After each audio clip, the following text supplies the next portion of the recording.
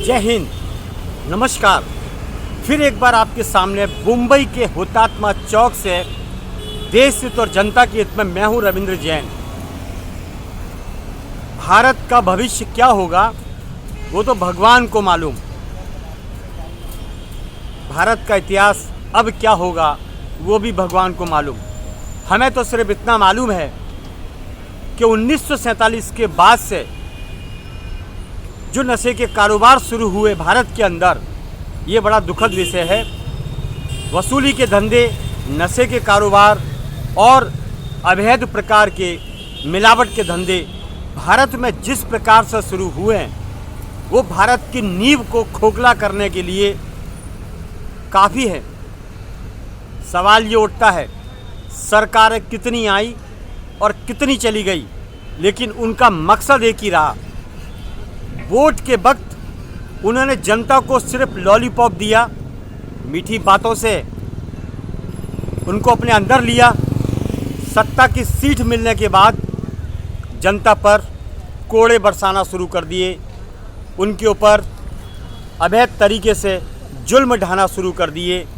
ये है भारत का कड़वा सच।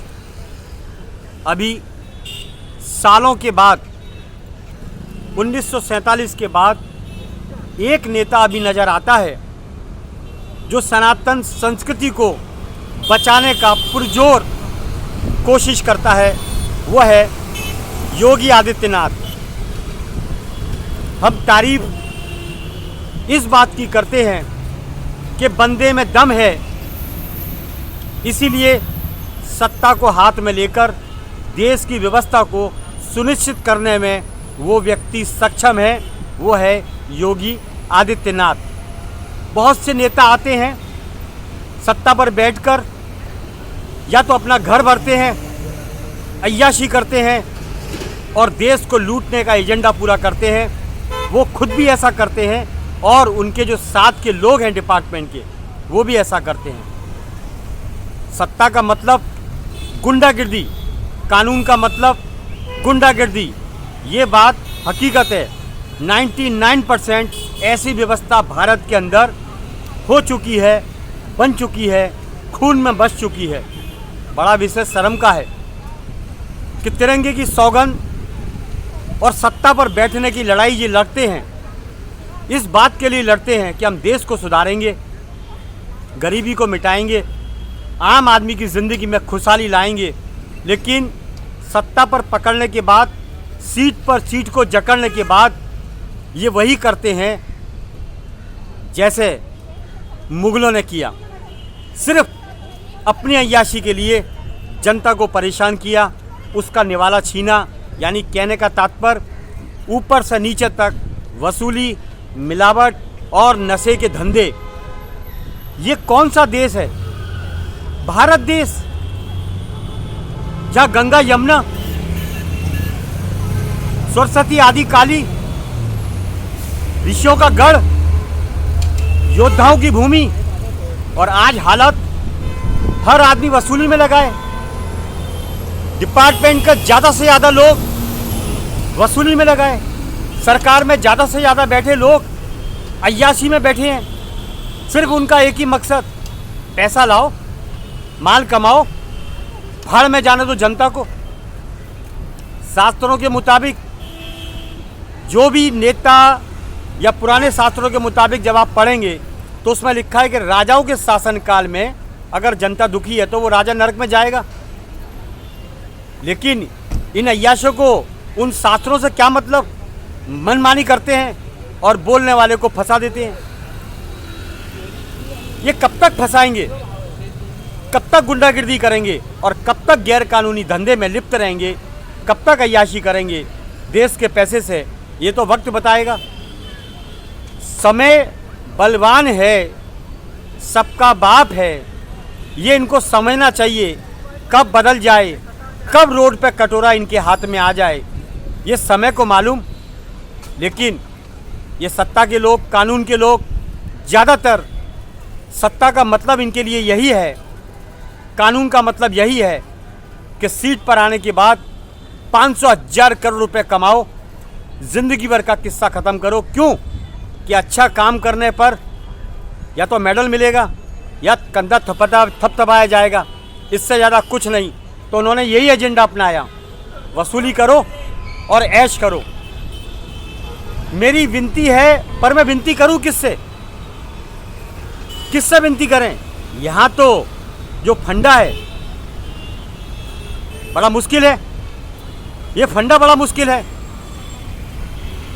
वसूली का फंडा, घोटाले का फंडा, रिश्वत का फंडा ऊपर से नीचे तक सड़ा हुआ है।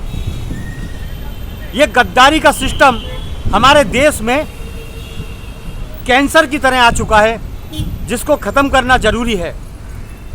मैंने कोविड काल का दृश्य देखा है, लोगों को पकड़ पकड़ के इंजेक्शन ठोका है लोगों ने और 200 रुपये की वसूली करी है।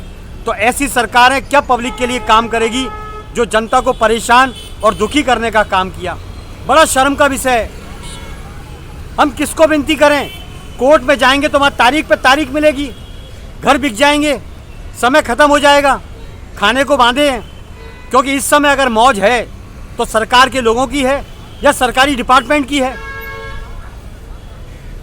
साइन करने के पैसे लिए जाते हैं, फाइल नीचे ऊपर करने के लिए पैसे लिए जाते हैं, गेट से लेके अंदर तक सिर्फ पैसे लिए जाते हैं। वसूली का बड़ा बुरा खेल। तो क्या भारत में अड्डे चलते हैं वसूली के?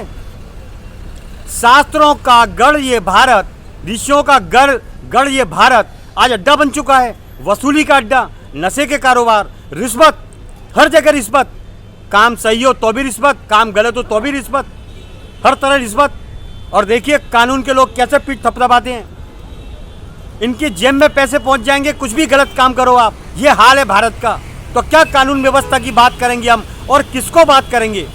कोई सुनने वाला नहीं है। इस समय हमारी आवाज़ हम किसको पहुंचाएं? क्योंकि सभी लोग ऊपर से नीचे तक इसमें व्यवस्थित हैं। बड़ा दुखद विषय है। सबको माल चाहिए, माल। सब माल में बिके हुए 99%।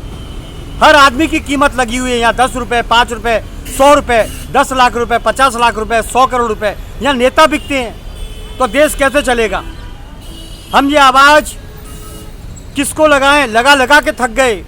इस समय एक ही एजेंडा नज़र आता है, एक ही शेर भारत में नज़र आता है, वो है योगी आदित्यनाथ की कानून व्यवस्था हर जगह लागू हो। और ऐसे शासन में काम करने वाले हमें दिखाई नहीं देते। एक ही दिखाई देता है, सिर्फ योगी आदित्यनाथ, जिन्होंने उत्तर प्रदेश के जो गुंडों का शहर कहलाता था आज वहाँ शांति का गढ़ हो गया। तो और सरकारें क्या करती हैं? क्या गोटियाँ खेलती हैं? और सरकारें क्या करती हैं? सरकार के पास वही व्यवस्था है, वही पावर है। तो योगी आदित्यनाथ ने जब उत्तर प्रदेश गुंडों के प्रदेश को व्यवस्थित कर दिया तो और सरकारें क्या करती हैं? एसी में बैठ के आराम करती हैं या फोटो छपाती हैं पेपरों में अपना? आखिर जनता के पैसे का दुरुपयोग क्यों किया जाता है? इसका सवाल का जवाब मेरे पास नहीं है, बिल्कुल नहीं है। ये तो ऊपर वाला समय है, समय की ताकत ही इनको मारेगी, जो गलत करता है उसको गाड़ेगी। मेरी सबसे विनती है, 130 करोड़ की जनता से विनती है, योगी आदित्यनाथ जिस तरह काम करते हैं, सत्ता के ऊपर, जनता के ऊपर ध्यान देते हैं, देश के ऊपर ध्यान देते हैं, उसी तरह आवाज़ उठाई जाए कि हिंदुस्तान में उन्हीं के आचरण पर चलकर और नेता सत्ताधारी काम क्यों नहीं करते? क्या डरपोक हैं? चलिए, इतना ही काफ़ी है। फिर आऊँगा नए विषय के साथ। मैं हूँ हुतात्मा चौक से रविंद्र जैन। जय हिंद।